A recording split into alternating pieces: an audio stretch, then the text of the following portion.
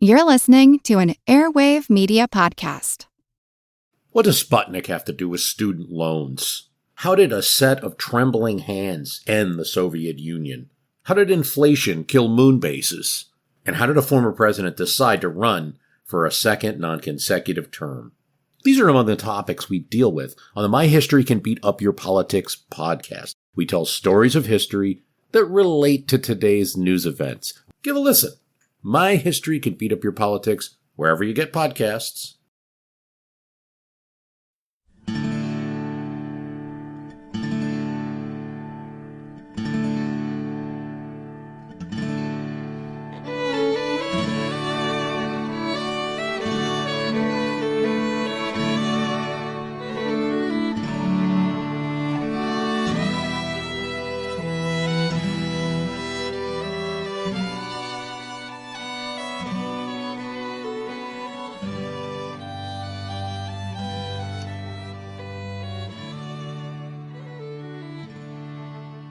Hey everyone, welcome to episode number 411 of our Civil War podcast. My name is Rich. And I'm Tracy. Hello y'all. Thanks for tuning into the podcast. As you guys will recall, with the last episode, we talked about the dramatic rebel breakthrough on the third day of the Battle of CHICKAMAUGA, when James Longstreet's wing of the Confederate Army rolled forward right through the gaping hole in the Federal line. Everything went to pieces for the Yankees south of the Gap, where the rebels had broken through.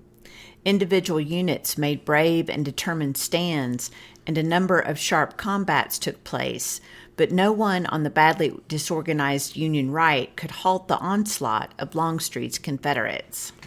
However, all was not peaches and cream for the Confederates. In the last show, we talked about Longstreet's command failure, when he failed to seize the reins of command himself after John B. Hood was seriously wounded. As you guys will recall, Hood was in charge of the attack column that plunged through the hole in the Federal line, and when he went down and left the field, the momentum of the attack faltered. It was a critical moment that called for decisive action, but instead, Longstreet called for his lunch to be brought forward. And despite a personal reconnaissance of the ground to the north of the breakthrough, Longstreet also failed to notice a critical half-mile gap between the Yankees' Kelly Field position and the high ground to the west that would come to be known as Horseshoe Ridge, where Federal units shattered by the rebel breakthrough were rallying. This vital information, if exploited, would have allowed Longstreet to cut the Federal Army in two. But the gap between Horseshoe Ridge and Kelly Field remained unnoticed all afternoon. Perhaps Hood would have been able to find and exploit the gap, but when he was wounded just after noon, the Confederate attack simply lost cohesion. If, on the Confederate side, Longstreet failed to exploit the success of the breakthrough and allowed the rebel attack to lose steam and run off the rails, the disaster on the Union right was nevertheless so great that, for the Federal commander, William Rosecrans, the situation rapidly turned into an absolute train wreck.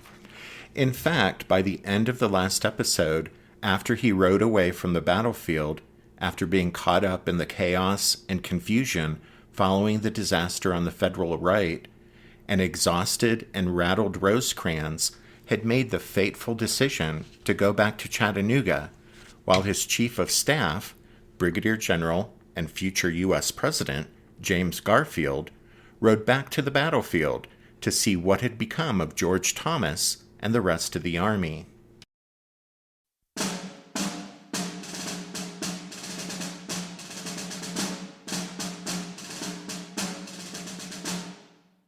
I filled my cartridge box and put some in my pocket, and then I intended to clean my gun, and as I had no wiper of my own, I had to borrow one off a fellow named Bill Craig in our company. I had the ramrod out and the wiper nearly screwed on when I turned my head to the left and looked down through the woods and saw them coming. I unscrewed the wiper and handed it back and said to Bill, "They are coming." I had fired about 8 or 10 rounds when all at once I felt something strike me. I thought I was shot through the foot because it pained me so. It felt as if some person had thrown a log on it or something, but as soon as I straightened my leg, I saw I was shot above the knee. I then crawled off about 10 feet and lay down behind a log and in front of the orderly sergeant. His name was L.L. Sadler. I lay there a little while and groaned once or twice, but I soon got ashamed of myself. I then commenced talking to Sadler. I told him to pour it in them. I could not do anything more, but I wanted him to give it to them, his share and mine. I asked him if they would leave me there, for I was confident they would have to fall back. He did not answer me. He did not fire more than 2 or 3 rounds before they all got up and fell back, leaving me there between 2 fires. I never felt so bad in my life as I did at that time. I stood a pretty good chance of getting killed, and if I lived, I would be a prisoner, a most charming prospect. After laying there about half an hour under a most terrible fire and narrowly escaping being shot, I was taken prisoner as the rebels advanced up the hill. I was treated pretty well by them fellows. As I lay there, I could see the skulkers coming, and I thought I would give away my canteen and coffee, as I could see that was what they most desired. I did give it away, and they promised to come back and helped carry me back to the rear, but they never came. Oh, what a miserable night that was to me. I lay there thinking of all my friends and those I loved, and I never likely to see them again. I was wounded, tired, hungry, cold and dirty, and worst of all, a prisoner. I did not care so much about my wound as I did about being a prisoner. Private Robert Hannaford, 93rd Ohio Infantry, Baldwin's Brigade, Army of the Cumberland. I was severely wounded at about 11 o'clock on Sunday morning, September 20th, and lay on the field until sometime in the afternoon, when I was taken to the field hospital. The field hospital, located in an old field, consisted of a few hastily constructed brush arbors and a large quantity of straw spread on the ground. Arrived from the battlefield. Many of the wounded were groaning. A few were crying out in their agony, while others were quietly dying. Assistant surgeons and attendants were moving rapidly among the men, giving relief as fast as possible. The head surgeons, with bared arms and wearing long, blood-stained aprons, were busy, with knives and saws, amputating shattered limbs, and coolly tossing them to a large pile of severed arms and legs, which grew in size until it was so large that it would have more than filled the body of a large 2-horse wagon. To me, the place was horrible, even more so than the battlefield itself, for the enthusiasm and excitement of battle were missing, although the thunder of cannon filled the air and the continued rattle of musketry seemed quite near, while at times that weird, thrilling yell, which had become so famous, could be distinctly heard. Private William Oliphant, 6th Texas Infantry, Deschler's Brigade, Army of Tennessee.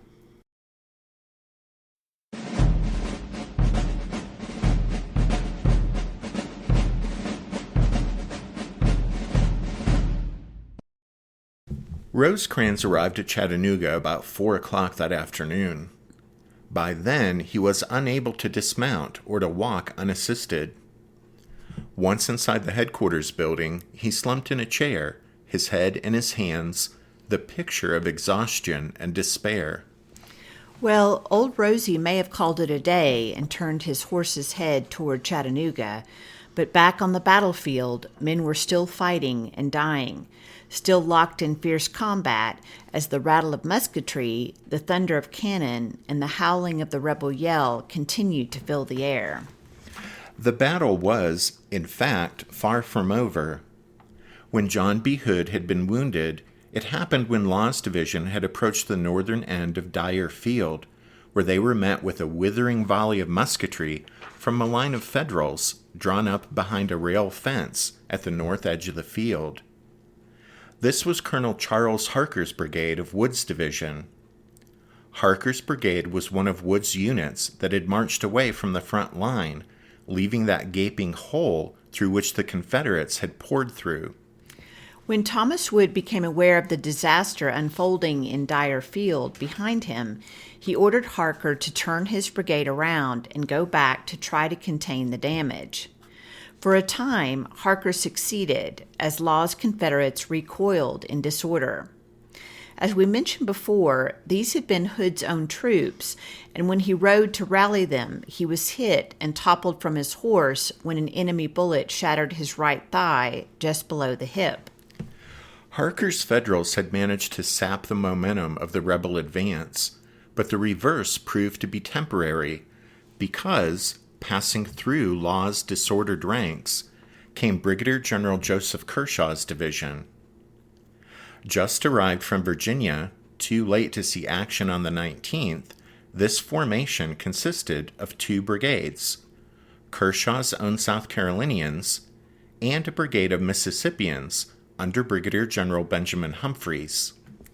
Their regular division commander, Major General Lafayette McLaws, had not yet arrived, so Kershaw ended up in charge of the formation here at Chickamauga.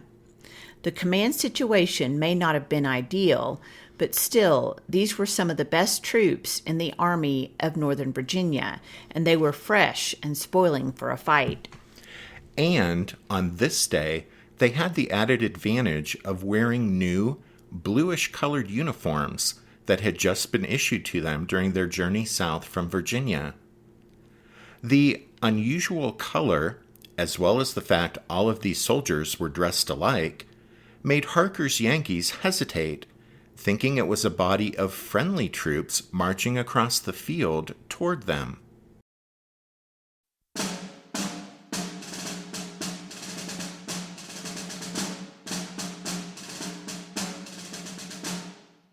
Among the prisoners taken by Harker's brigade were a number from Longstreet's corps of Lee's army, which had been sent from Virginia to reinforce Bragg. It was easy to distinguish them from the soldiers of Bragg's army by their clothing. Most of them wore the regular Confederate uniform, while the dress of the Western men was a go-as-you-please matter, with every imaginable variety of garments and head covering. Scarcely any 2 of the latter were clothed alike. Lieutenant Wilbur Hindman, 65th Ohio Infantry, Harker's Brigade, Army of the Cumberland. In any army, there are always plenty of men cocked and primed for shooting off tongue bombs. So, many not very choice expressions were heard, such as, "I'm damned hungry," "I wish Abe Lincoln was in hell," and many others of like import. I noticed a group of officers at a short distance, and to the surprise of all, we heard the stentorian but perfectly cool voice of General Kershaw say, "That is lovely language to be coming from the mouths of South Carolina gentlemen." And that was all he said, and it was quite enough, because after that, one could have heard a pin drop while we were crossing that cornfield.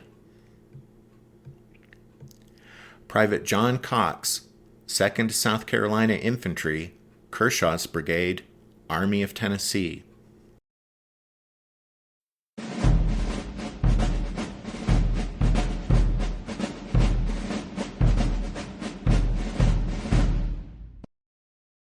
As Kershaw's Confederates, in their new bluish-colored uniforms, advanced toward Harker's position, the Federal muskets fell silent, and the Yankee color-bearers rose and began to wave their flags vigorously back and forth, displaying the stars and stripes. As the mystery troops drew closer, they answered with a volley, and the Federals, at last realizing their mistake, now opened fire. But it was too late. The rebels had made the most of the confusion caused by their uniforms. They pressed forward against Harker's line, and the outnumbered Yankees fell back, withdrawing over the last hill at the far northwest corner of Dyer Field, and on through a valley of sparse, open woodland, then out into the open again, and up the slope of another hill, the last on which they could hope to make a stand. On the crest stood the modest cabin of a farmer named Snodgrass. Kershaw's Confederates pursued Harker's Federals, but ran head-on into a devastating blast of fire from the high ground that sent them tumbling back into the valley because Harker's troops had found not only a strong position on which to regroup, but also reinforcements. The reinforcements consisted of Brannan's division, driven from its old position on the edge of the rebel breakthrough, and now deployed further up the slope from the Snodgrass cabin on a series of undulating wooded hills that together would come to be known as Horseshoe Ridge. Also present were fragments of several other divisions, a ragtag and bobtail assortment of units from company to regiment strength, plus a number of individual soldiers of all ranks who had become separated from their parent formations during the confusion and hard fighting after the Confederate breakthrough. Most of the Federal units and soldiers coming together on Snodgrass Hill and Horseshoe Ridge were at loose ends, and the position would have been far weaker than its numbers indicated, except for one thing, and that was the stalwart presence of George Thomas. Along with Rosecrans, 20th Corps Commander Alexander McCook and 21st Corps Commander Thomas Crittenden had also been swept up in the collapse of the Union right and had left the field. So that left 14th Corps Commander George Thomas as the senior Federal general remaining on the battlefield. Thomas, at first, had been mostly unaware of the severity of the disaster unfolding south of his position, but the sound of heavy firing behind him had brought him over from Kelly Field. George Thomas at once understood the scope of the crisis and realized the Army, or what was left of it on the battlefield, was teetering on the edge of catastrophe. Taking command of the troops on Snodgrass Hill and Horseshoe Ridge, he made his headquarters on the reverse slope, just behind Harker's lines at the Snodgrass cabin. The stolid Thomas wasn't given to dramatics, but when he encountered Charles Harker, he told him, "This hill must be held, and I trust you to do it." The scrappy Harker replied, "We will hold it or die here." What's something you learned in history class that you feel wasn't the whole truth? Better yet, what's something you didn't learn at all that was omitted completely? That's what I'd like to call redacted history. I believe that all history, no matter how good or bad, needs to be told. There are wars, massacres, battles, and entire historical events that are just not in our school's history books. Have you ever heard of Mary Bowser? I didn't think so. My name is Andre White, the host of the Redacted History Podcast, the place where history's forgotten events, heroes, and villains get their story told, one episode at a time. So come huddle around the campfire with me and get ready to hear the stories that you were robbed of. And get comfortable. We're going to be here a while. The Redacted History Podcast. Real history never dies. Stream the Redacted History Podcast on Apple Podcasts, Spotify, or wherever else you get your podcasts. Did archaeologists discover Noah's Ark? Is the rapture coming as soon as the Euphrates River dries up? Does the Bible condemn abortion? Don't you wish you had a trustworthy academic resource to help make sense of all of this? Well, I'm Dan Beecher, and he's award-winning Bible scholar and TikTok sensation Dr. Dan McClellan, and we want to invite you to the Data Over Dogma podcast, where our mission is to increase public access to the academic study of the Bible and religion, and also to combat the spread of misinformation about the same. But, in a fun way. Every week we tackle fascinating topics, we go back to source materials in their original languages, And we interview top scholars in the field. So whether you're a devout believer, Or you're just interested in a clear-eyed, deeply informed look at one of the most influential books of all time, we think you're going to love the Data Over Dogma podcast. wherever you subscribe to awesome shows.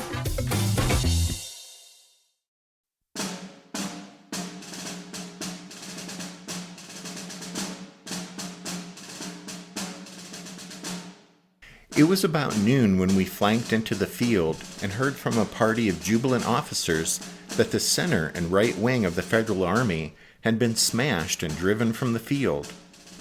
Although our throats were parched, we raised a great rebel shout. But when we got well into the field and faced north, we saw something that looked ugly. There, facing us, was a Federal line of battle much longer than our own line. We could see no other Confederate troops near us, although we knew Humphrey's brigade of our division was somewhere to our right in the woods. But we lost no time. Kershaw gave immediate orders to advance and attack the Federals in our front, and the whole brigade did so enthusiastically. After one volley, the Federals gave way and fell back up a sort of knob, which was the north end of the field. The top of this knob was covered by dense woods. From the north side, another and higher wooded hill rose up, and this we learned afterwards was called Snodgrass Hill, famous as being the scene of the hardest, longest, and most bloody part of the Battle of Chickamauga. Private John Cox, 2nd South Carolina Infantry. Our men, at the word of command at 3 o'clock, went boldly forward, descending a hill into the gorge and advancing up the one opposite. A steady and rapid fire assailed us as we advanced, both artillery and infantry. After an unavailing effort, we were driven back, and the enemy in turn charged us. Our men had been charged when in a state of confusion, and it was an equal chance whether they would stand or run. But they rallied and drove their assailants back with heavy loss. Taking advantage of the disorder in the enemy ranks, the brigade charged in turn and gained some distance. Again moving forward, they were driven back a space, and the enemy, repeating their first maneuver, but with less success, laid themselves open to another attack. The first ridge was carried, but on a second one just as strong, the enemy again rallied and showed fight. From this one, they were driven to a third, with the fight resembling and being of the same character as that at the first hill. There was no more obstinately contested ground anywhere on that day than at this point. The blood of the men seemed to be up, and there was but little flinching. On several occasions, the colors of 2 of the regiments fell into the enemy's hands, their bearers killed or wounded, but were quickly recovered. Our ammunition was expended again and again in many instances, but the men supplied themselves from their dead or wounded comrades, or those of the Yankees. Towards the latter part of the fight, there was scarcely any order preserved and no defined line. Regiments and companies were utterly mixed up, and it resembled more a skirmish on a grand scale than the conflict of a line of battle. Officers and men never before or after behaved better or showed more indomitable pluck. Brigadier General Arthur Manigault, Brigade Commander, Army of Tennessee.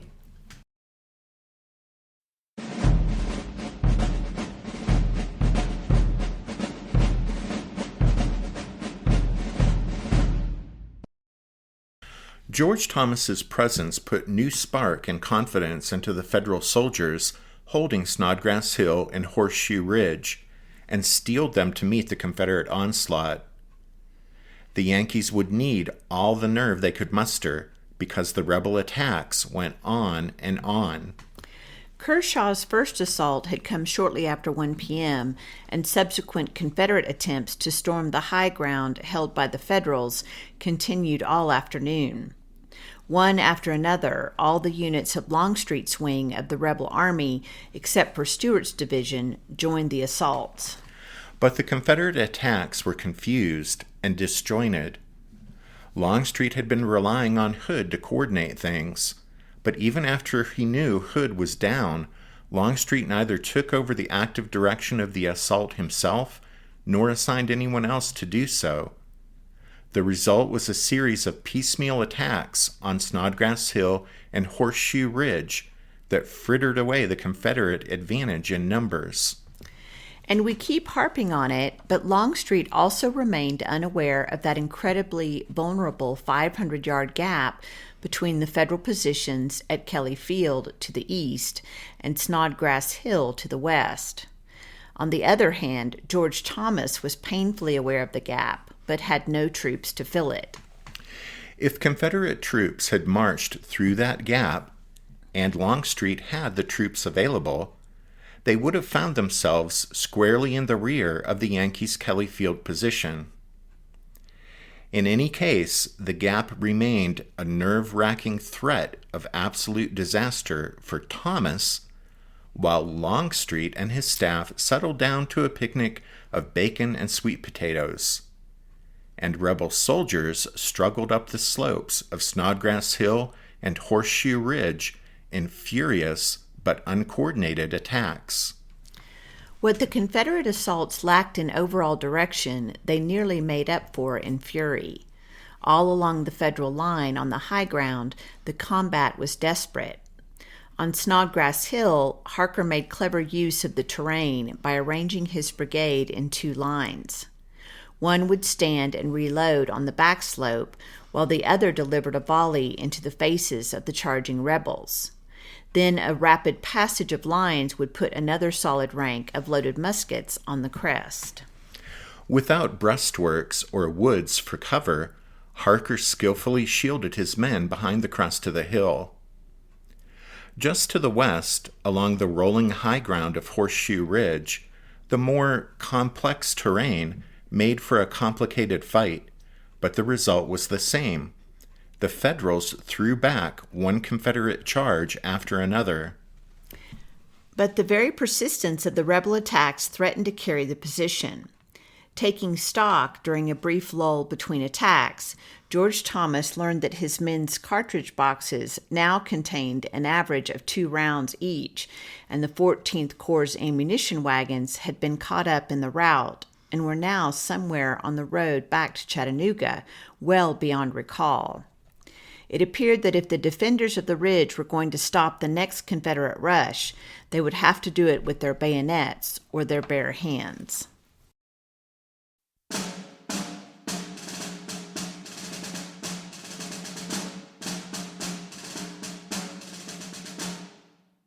At points in the wood, the fighting had almost been hand-to-hand, yet was but a prelude to the struggle that awaited us for the possession of Horseshoe Ridge that long, eventful Sabbath afternoon.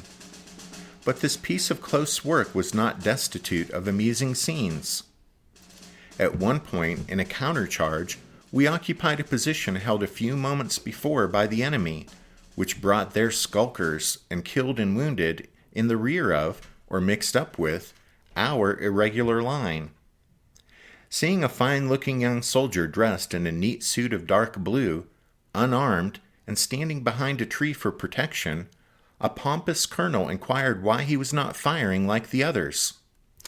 "Why, I'm a color bearer," said the soldier, hugging the tree still closer and exhibiting his color belt. "Well, then where is your flag?" said the colonel, who liked to carry a point. "I lost it in that close work back there," said the soldier. "Well, pick up a gun and go to work like the other men," said the officer, thinking he had added one more soldier to our depleted ranks. "Colonel," said the soldier with a kind of foolish look getting possession of his face, "I belong to the other side." And, sure enough, it was one of Longstreet's men that the colonel had been trying to force into our ranks. Well, just then was no time to care for straggling prisoners, and as the enemy occupied the ground a short time later, the young color bearer probably rejoined his regiment. Private Jacob Alspaugh, 31st Ohio Infantry, Connell's Brigade, Army of the Cumberland.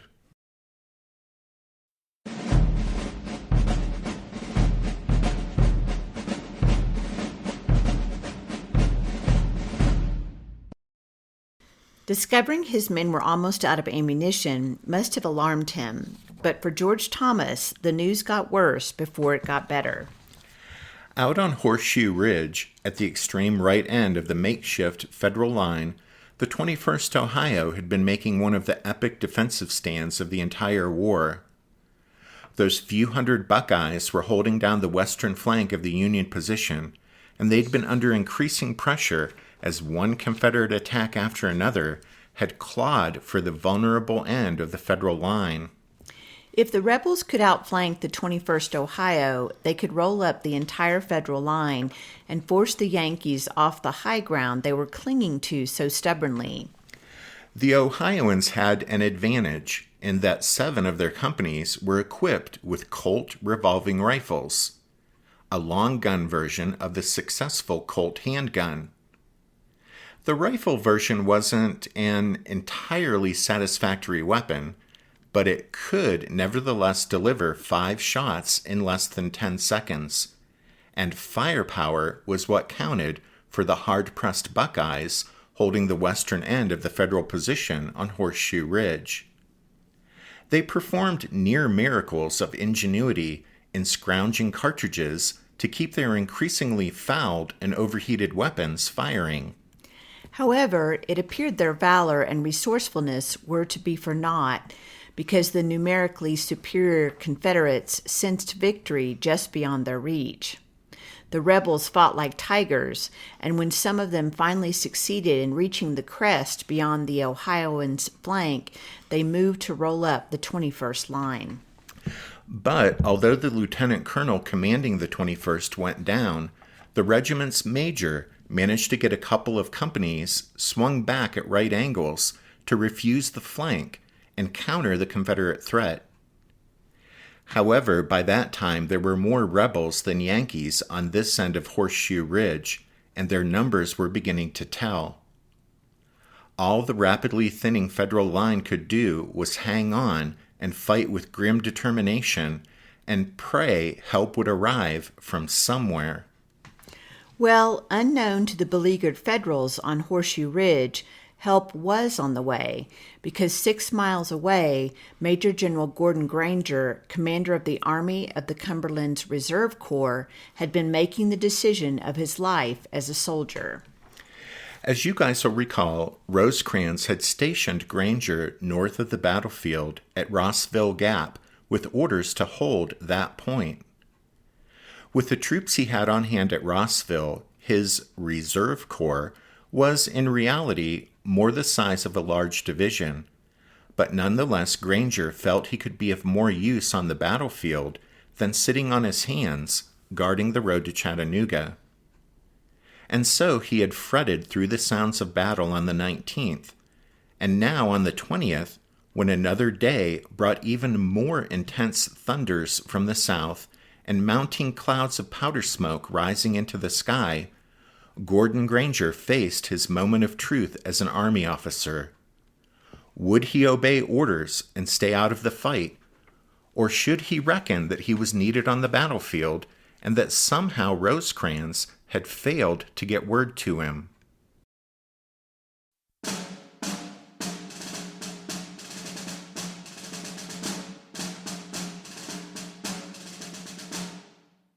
He walked up and down in front of his flag, nervously pulling his beard.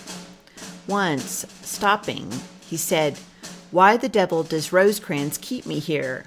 There is nothing in front of us now. There is the battle," he said, pointing in the direction of Thomas. Every moment the sounds of battle grew louder, while the many columns of dust rolling together mingled with the smoke that hung over the scene. At 11 o'clock, with Granger, I climbed a high hayrick nearby. We sat there for 10 minutes listening and watching. Then Granger jumped up, thrust his spyglass into its case, and exclaimed an oath, "I am going to Thomas, orders or no orders." "And if you go," I replied, "it may bring disaster to the army, and you to a court-martial." "There's nothing in our front now but ragtag bobtail cavalry," he replied. "Don't you see Bragg is piling his whole army on Thomas? I'm going to his assistance." We quickly climbed down the rick, and going to Steedman, Granger ordered him to move his command over there, pointing toward the place from which came the sounds of battle. Before 11:30, Steedman's command was in motion. Granger, with his staff and escort, rode in advance. Steedman, after accompanying them a short distance, rode back to the head of his column. Thomas was nearly 4 miles away. The day had grown very warm, yet the troops marched rapidly over the narrow road, which was covered ankle-deep with dust that rose in suffocating clouds. Completely enveloped in it, the moving column swept along like a desert sandstorm. A little farther on, we were met by a staff officer sent by General Thomas to discover whether we were friends or enemies. He did not know whence friends could be coming, and the enemy appeared to be approaching from all directions. All of this shattered army of the Cumberland left on the field was with Thomas, but not more than 1/4 of the men of the army who went into battle at the opening were there. Thomas's losses in killed and wounded had been dreadful. As his men dropped out, his line was contracted to half its length. Now its flanks were bent back, conforming to ridges shaped like a horseshoe. Major Joseph Fullerton, Staff, Major General Gordon Granger.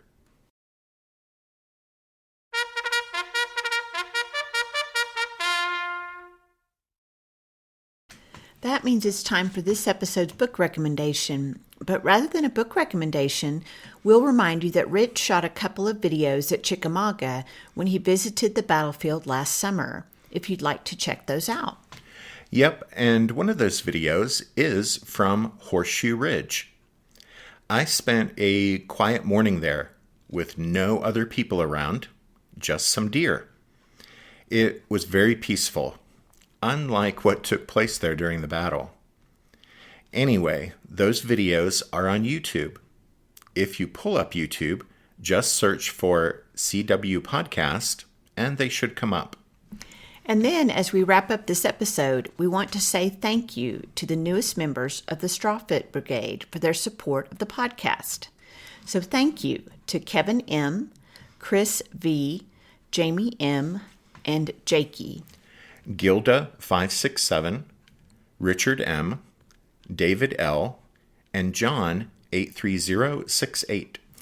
Michael R., William W., and Rich E. And thanks to Ken A. and Eric J. for their donations. And thanks to all of you for listening to this episode of The Civil War, 1861 to 1865, a history podcast.